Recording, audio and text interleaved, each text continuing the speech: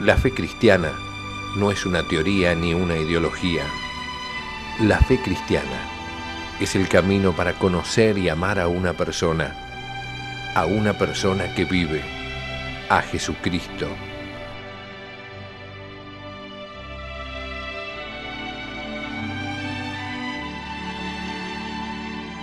La fe cristiana, un curso del Instituto de Formación Teológica por Internet que quiere ayudarte a crecer en el amor a Jesús, nuestro Señor.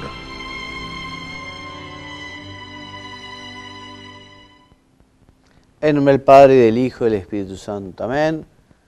Muy buenas, queridos amigos, nuevamente juntos en este curso, La Fe Cristiana. Hoy estamos continuando con el tema de la semana pasada, que hablábamos de las relaciones entre la Iglesia y el Estado. En la semana pasada definimos justamente los fines de la Iglesia, los fines del Estado, la naturaleza de la Iglesia, la naturaleza del Estado.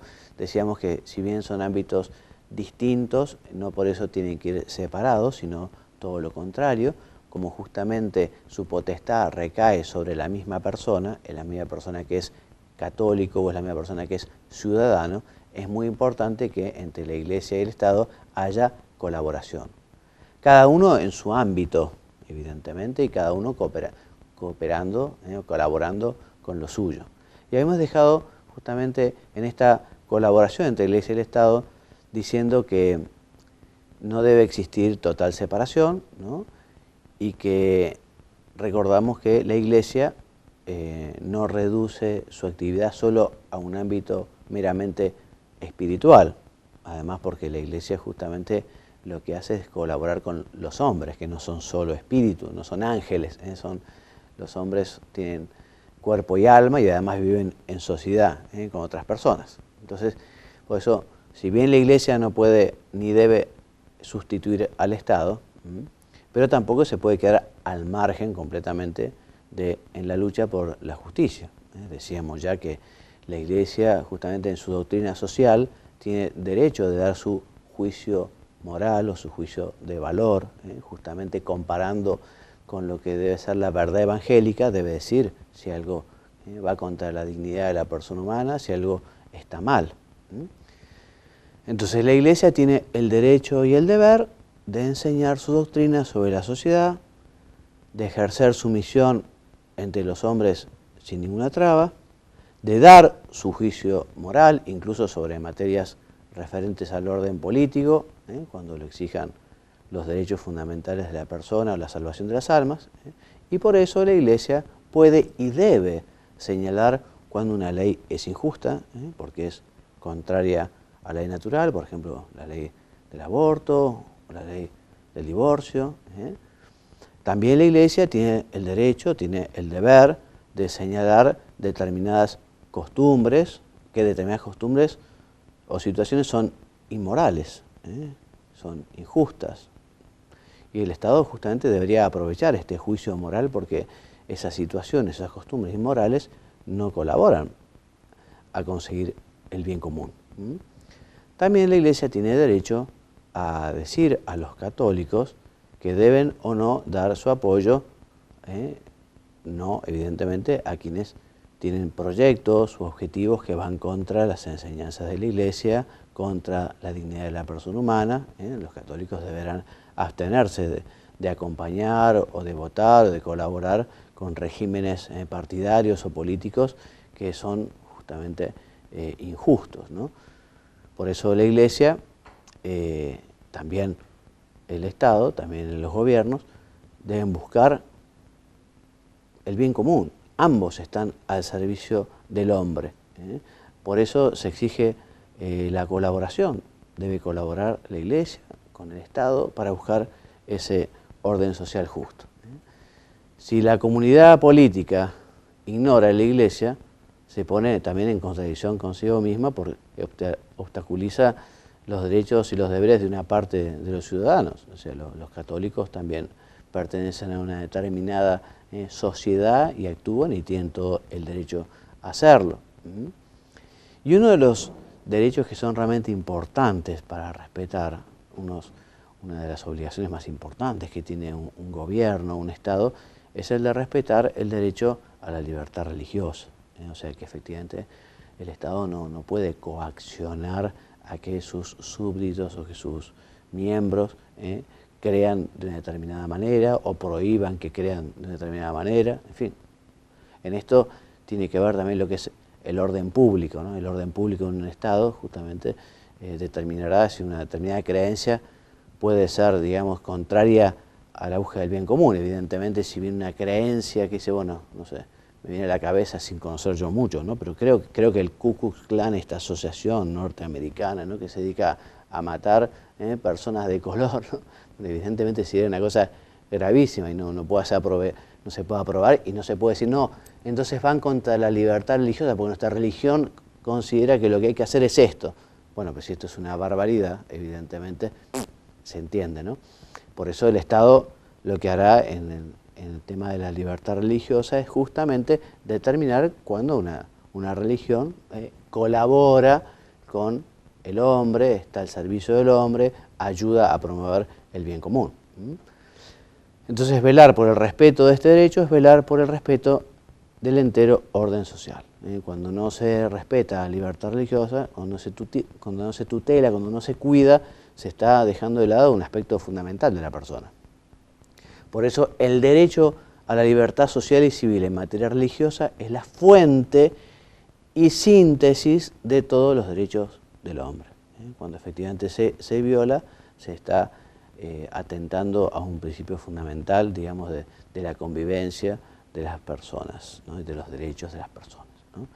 En muchos países se garantiza ampliamente, quizás la misma Constitución, por ejemplo, o las leyes superiores del ordenamiento jurídico tutelan este derecho y justamente esta tutela es cauce para que la Iglesia pueda encontrar la libertad suficiente para hacer toda su tarea de apostolado.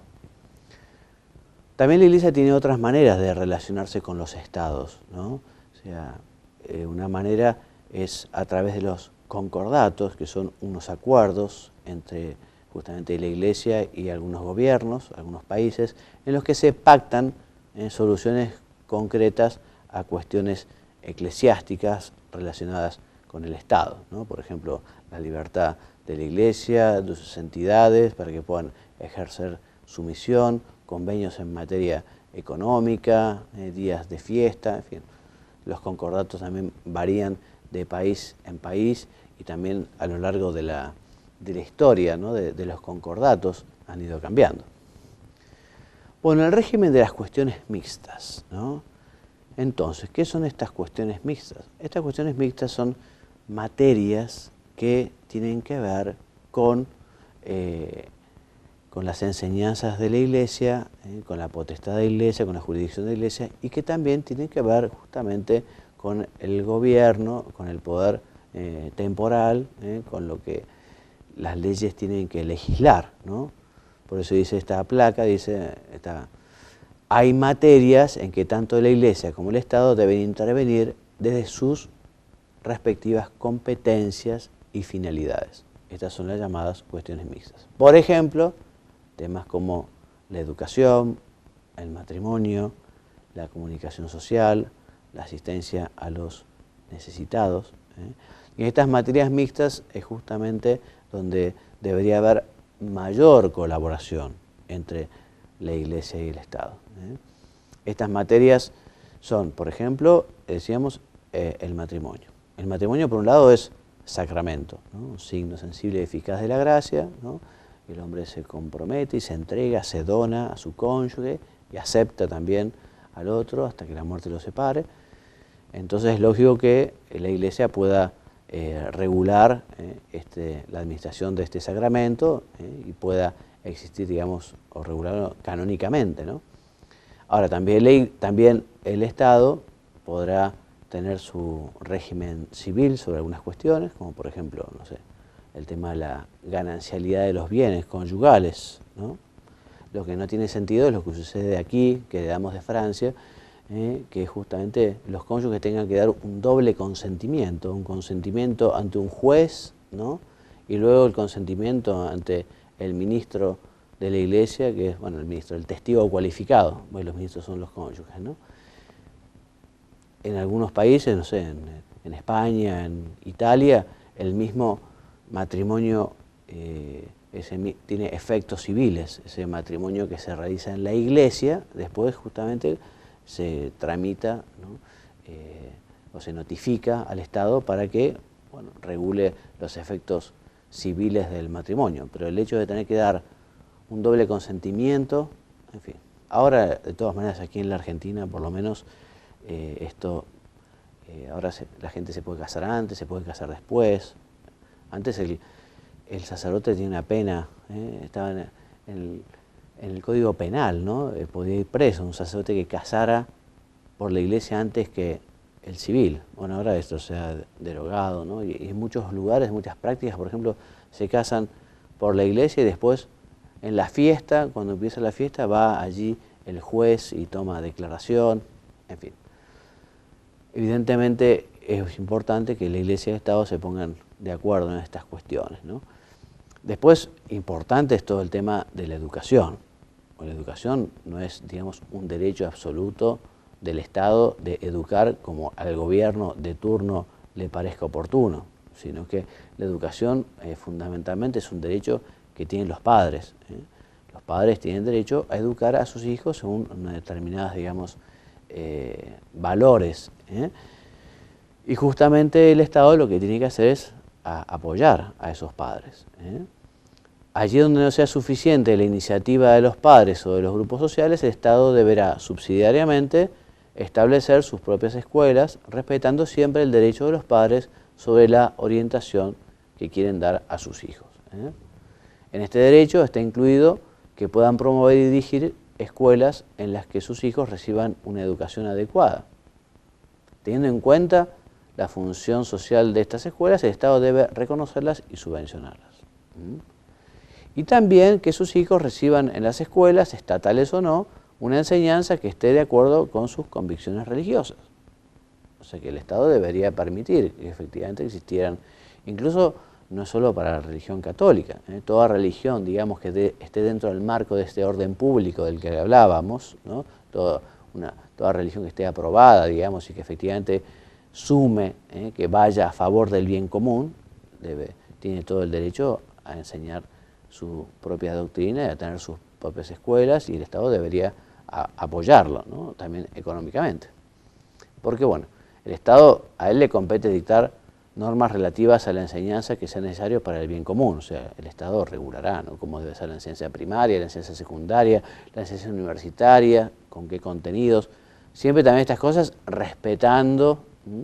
Hoy por hoy el Estado, aquí por lo menos en Argentina, el Estado está avasallando unos derechos fundamentales de los padres, metiéndose en temas tan delicados como, por ejemplo, lo que es la educación para el amor, más que una ideología que actualmente está de moda, que es la ideología del género, que sostiene de una manera bastante poco razonable que la sexualidad es algo más o menos opcional, que uno puede elegir ser varón, mujer u otra, cuando en fin, esto de lo que es la educación pertenece a los padres y son ellos justamente los que les querrán dar una determinada manera de ser el día de mañana, porque la educación justamente es un niño que es como una plantita que se riega, que se cuida, que en función de cómo se ha cuidado al principio será luego, ¿no? Entonces los padres tienen un interés enorme de que efectivamente sus hijos crezcan en determinados valores para que luego en la vida sean de una determinada manera, ¿no? Entonces cuando a veces el Estado adquiere, digamos, una posición tiránica poniendo un solo modelo, y peor aún cuando ese modelo no está relacionado con la verdad, cuando ese modelo además va contra la naturaleza de las personas, con la naturaleza humana, ¿no? Entonces ya es algo totalmente aberrante, ¿no? Entonces, qué importante que es el marco de la libertad y del respeto. Y este tema de educación, un tema fundamental, ¿no? Entonces a la Iglesia sí le compete, evidentemente, determinar y vigilar todo lo que se refiere a la enseñanza y difusión de la religión católica en sus propios institutos, en sus propios colegios, en sus propias universidades, ¿no? O sea que la Iglesia tiene todo el derecho de que realmente en esos colegios e instituciones de la Iglesia se predique o se enseñe lo que es la verdad evangélica, ¿no? Por eso nadie puede erigirse en maestro de doctrina católica si no está aprobado por la autoridad eclesiástica, ¿no? Y a todos los niveles. De hecho, en más de un país, algunos profesores de universidades católicas que enseñaban cuestiones totalmente contrarias a lo que es la enseñanza del Evangelio, bueno, la Iglesia con todo el derecho puede desplazar a esos profesores, porque evidentemente esa enseñanza no está de acuerdo con lo que recibió, digamos, la Iglesia de Jesucristo, ¿no? Con algunas verdades. Entonces, esto es importante, ¿no? Y eso tanto a nivel universitario como a nivel de colegio secundario o primario. O sea, quienes son profesores o maestros y mucho más si fueran catequistas, por ejemplo, ¿no? O profesores de religión en los colegios, ¿no? Deberán enseñar aquello que enseña la Iglesia.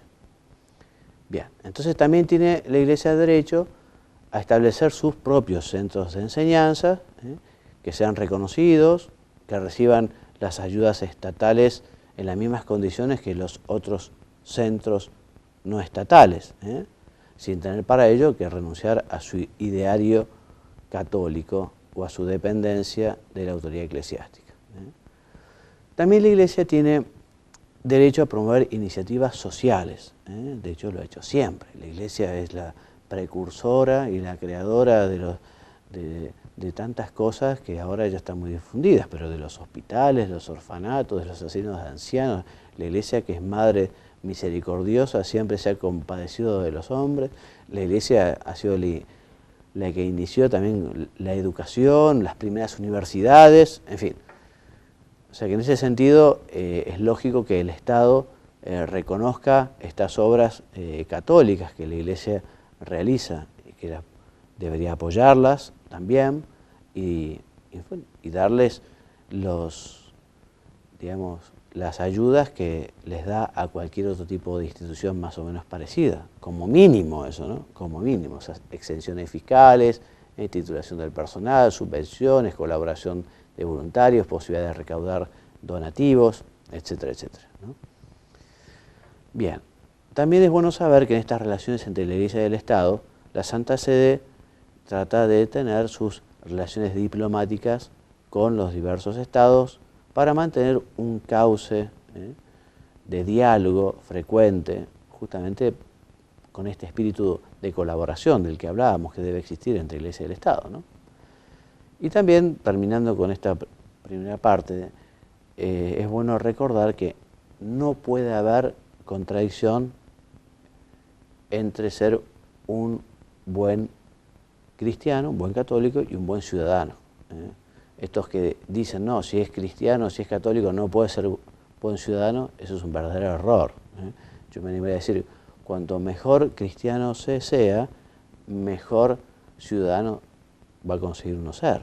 O sea que por eso al Estado le conviene que los católicos sean buenos católicos, porque a la medida que sean mejores católicos serán mejores ciudadanos. Entonces, como no tienen por qué chocar la Iglesia y el Estado en el ejercicio legítimo de su autoridad respectiva cara a la misión de Dios que Dios le ha confiado.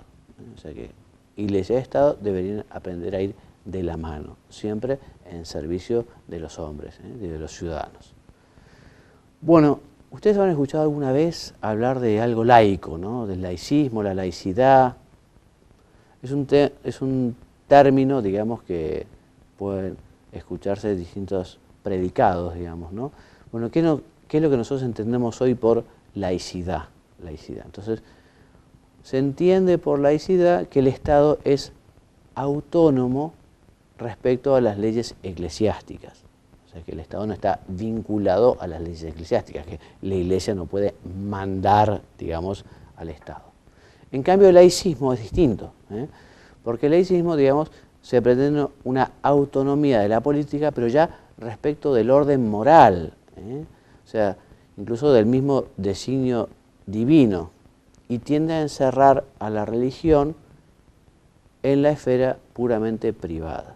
O sea que el laicismo como que quiere echar a Dios del mundo, como incluso bueno, si son católicos que se metan en la sacristía, en todo caso ahí metidos y encerrados. No, eso es injusto porque los católicos tienen derecho a participar en la política, tienen derecho a manifestar también su religión y las consecuencias que tiene en el ámbito político esa manera de pensar. Por eso dice aquí que es ilusorio e injusto pedir que los fieles actúen en política como si Dios no existiera. Es ilusorio porque todas las personas actúan en base a sus convicciones culturales, religiosas, filosóficas, políticas, derivadas o no de una fe religiosa. Y además es injusto porque los que no son católicos aplican sus propias doctrinas independientemente de cuál haya sido su origen. Además, volvemos a repetir, si se trata de un buen católico, justamente lo que llevará es la verdad, lo que llevará es el bien, lo que buscará es el crecimiento de las personas, el respeto.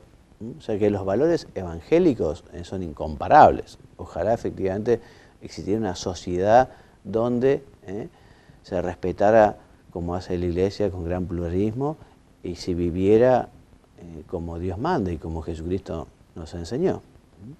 Entonces actuar en política de acuerdo con la propia fe es coherente con la dignidad de la persona. No significa que la política esté sometida a la religión y significa que la política está al servicio de la persona y por tanto debe respetar las exigencias morales, que es tanto como decir que debe respetar y favorecer la dignidad de todo ser humano. Asimismo, vivir el empeño político por un motivo trascendente se ajusta perfectamente a la naturaleza humana y por eso estimula ese empeño y produce mejores resultados.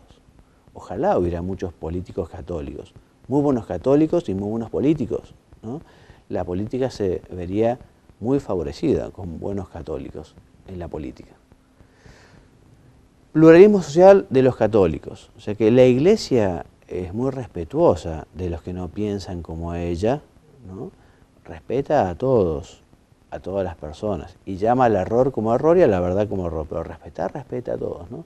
Y cuando hablamos de pluralismo, nos hacemos referencia justamente a que no existe una única manera de pensar en la Iglesia Católica, una única solución para determinados problemas. Mientras esté dentro del marco del mensaje evangélico de la Biblia, los caminos son muy variados, ¿no? Y cada uno irá por el que le gusta más, uno más social, uno más liberal, siempre que sea dentro de este marco, digamos, del Evangelio y de la Biblia. Bien, por eso a nadie le está permitido reivindicar en exclusiva a favor de su parecer la autoridad de la Iglesia. Entonces, bueno, lo que yo digo es lo que dice la Iglesia y lo que yo digo es la verdad y es lo único que hay que aceptar y vivir. No, eso ningún católico debería funcionar así, ¿no? Todos los fieles, especialmente los laicos, tienen derecho a que en la Iglesia se reconozca su legítima autonomía para gestionar los asuntos temporales según sus propias convicciones y preferencias, siempre que sean acordes con la doctrina católica. Por eso tienen el deber de no implicar a la Iglesia en sus personales decisiones y actuaciones sociales, evitando presentar esas soluciones como soluciones católicas, ¿no?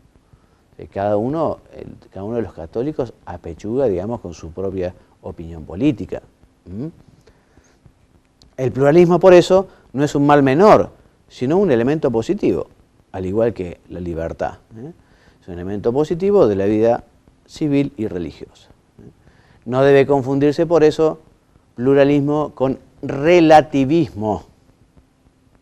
Hoy tan difundido el relativismo, cada uno piensa lo que quiere y todo es verdad, todo es igual. No. Nosotros respetamos a los que no piensan como uno, pero también uno llama lo que está bien, lo que está mal. Hay verdades que son objetivas, si no, no podemos decir que está bien matar, que está bien robar, que está bien mentir, que está bien difamar al prójimo, mucho menos, ¿no? El auténtico pluralismo requiere un conjunto de valores como soporte de las relaciones sociales. Y por último decimos que el pluralismo es moralmente admisible mientras se trate de decisiones encaminadas al bien personal y social. Pero no lo es si la decisión es contraria a la ley natural, al orden público y a los derechos fundamentales de la persona. Bueno, hasta aquí llegamos. Bibliografía básica, Catecismo de la Iglesia Católica, números 2104 a 2109, 2244 a 2246, 2419 al 25, la Dignitatis Humanae y la Gaudium Spes y la Christi Fidelis Laicis, muy recomendables. Y otras lecturas recomendadas de San José María, la homilía de Amar al Mundo Apasionadamente, de la Doctrina de la Fe, esta nota es importantísima, nota doctrinal sobre algunas cuestiones relativas al compromiso y la conducta de los católicos en la vida política. Si la busca en internet, año 2002, de la Congregación para la Doctrina de la Fe, una maravilla, ¿no? Y también el compendio, los números 49 a 55, 60 a 71, etc.